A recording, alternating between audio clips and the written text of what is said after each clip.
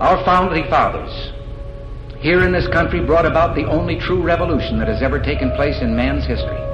Every other revolution simply exchanged one set of rulers for another set of rulers.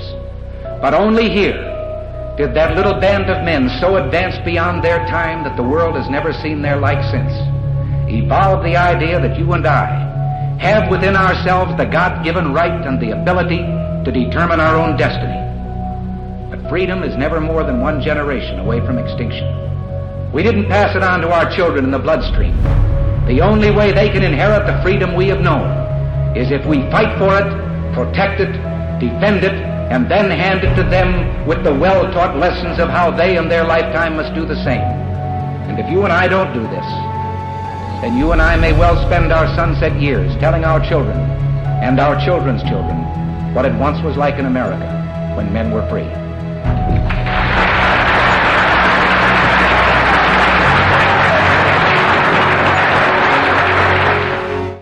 As United States Senator, I will continue to stand for the rights and liberties, not only of this state, of its people as well.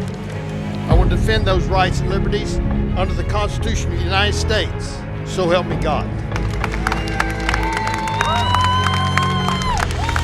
January 20th, 2017 will be remembered as the day the people became the rulers of this nation again.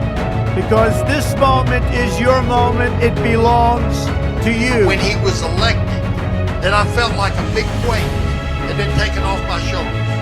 It felt like we had another chance, and we do have another chance. But if we don't take this opportunity, we're going to lose it. If we're going to be great again, we've got to be good. And only God can change that. The harder the conflict, the more glorious the triumph. What we obtain too cheaply, we esteem too lightly.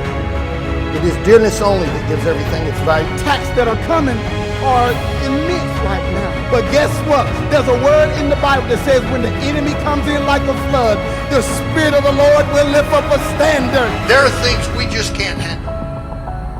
There are things that we just can't overcome. But we've got one obligation, and that's to stand. Not just for ourselves, but for the people of this country who can't fight this battle. And I'll quit standing when they lay me in that box and put me in the ground. But because I oppose Common Core, I've been called uneducated.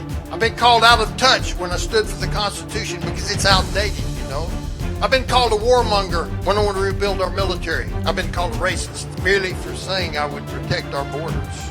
A bigot because I stood for the sanctity of marriage and against same-sex marriage. And I've been called a rebel because I had the audacity to oppose federal courts putting themselves over the Constitution we're all sworn to uphold. I've been called foolish for believing in God.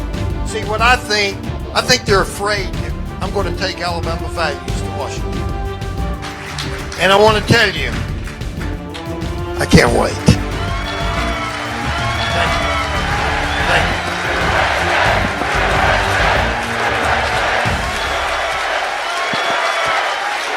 My name is Roy Moore, and I approve this message.